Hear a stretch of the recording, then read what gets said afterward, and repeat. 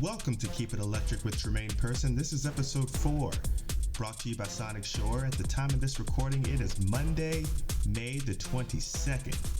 The Seattle Mariners are in 4th place still in the AL West with a record of 22 wins and 24 losses, 7 games behind the first placed Texas Rangers. We're coming into a 4-game series against the Oakland A's, and we need that. More on that in a minute. People,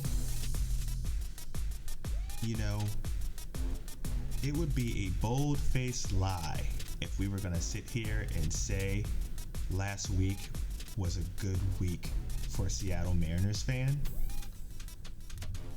Let's be real, people.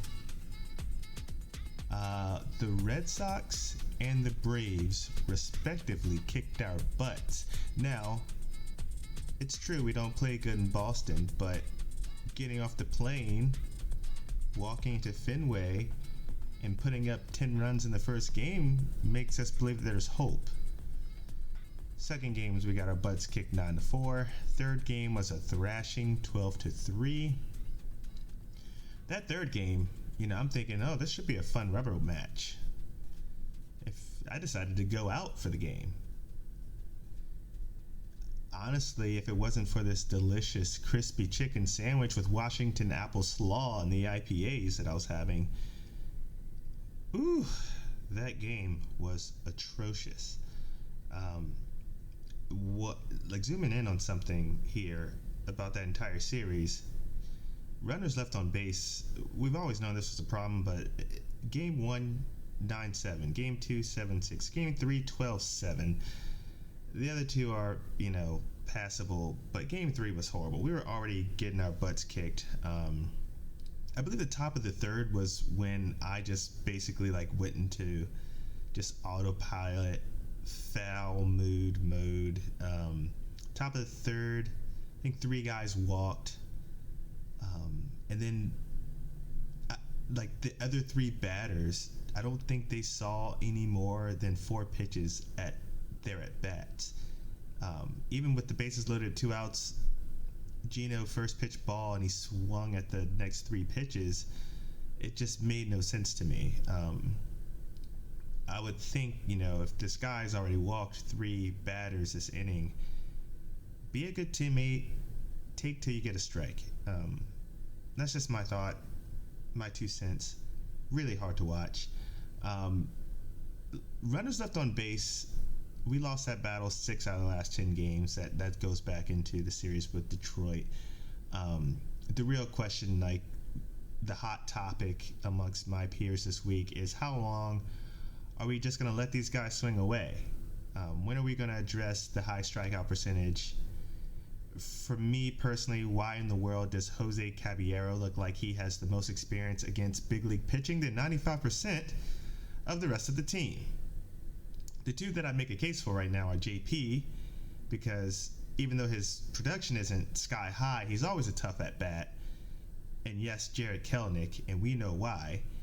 His strikeout rate's a little high, but from what I've been witnessing, especially in this series against the Braves, he struck out looking a couple times. Both times the ball was actually outside the zone. He was right to take those pitches, but still living it up to the umpire nowadays, it's not extremely reliable. He's seeing the ball well. JP sees the ball well. His production just isn't there. But Jose Caballero has this poise when approaching the plate. It's just a beautiful sight. He's calm. He looks like he's completely mastered the new rules of the game. He refuses to engage with the pitcher until he's ready and comfortable at the plate. It's a beautiful thing to watch. He takes his sweet time in the batter's box. He works the count to the best of his abilities. You could tell this guy is still young. His strikeout clip is still high, but the guy battles at the plate, and that's what I love to see. I'm getting really tired. Actually, this game 3, back to this game 3, I believe that was a Gino hat trick. He struck out 3 times. I mean, the guy looks completely lost. It's a frustrating sight. Just, okay, calm down.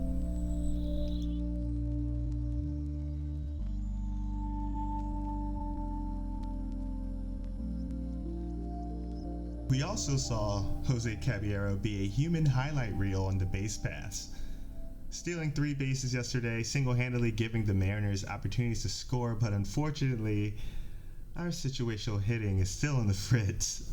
And yes, I'm laughing because I want to really exude positivity for the direction these Mariners are going in, but the bats are a serious problem, folks.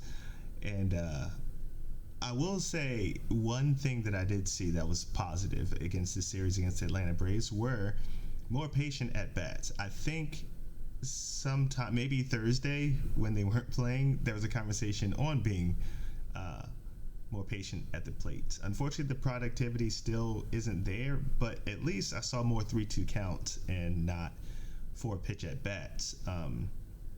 But still, these pitchers that they're going against are getting the opportunity to work later into games because of their just swing away mentality.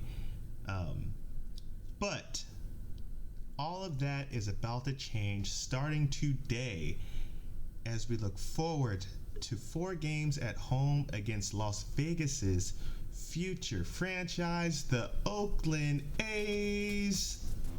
Let's take a look at our pitching matchups. So the Mariners are coming home and hopefully looking at the series as a way to end what is currently known as the King's treatment. For those who are unfamiliar, the King's treatment is a reference to retired Seattle legendary pitcher Felix Hernandez, who is known to be a rather dazzling pitcher, but not get enough run support.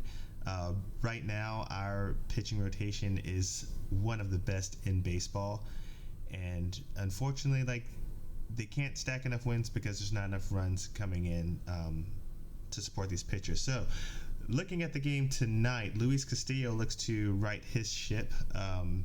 His last couple starts have been a little rocky, but he's still taking a 3.31 ERA into this game against rookie lefty Kyle Muller, whose ERA is sitting at 7.71. He hasn't been able to pitch through the 5th inning. Muller hasn't in his 9 starts this year. I still like the Mariners matchups against lefties, even though the numbers don't really say that they're doing great.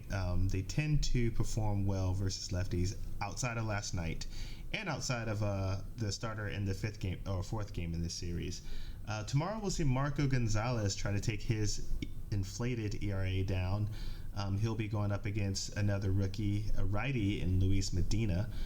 Wednesday, we'll see Bryce Miller in his sparkling 1.42 ERA versus another rookie, lefty Ken Waldichuk, who's given up a total of 14 runs over his last 2 starts in 8 innings and 2/3. And then Thursday, wrapping up the series would be Logan Gilbert versus rookie lefty JP Sears, who actually locked us down earlier this month. He only allowed 4 hits and 0 earned while striking out 7 on May 3rd. So hopefully with the Mariners seeing him again a second time, they know what to look out for and they can get to him.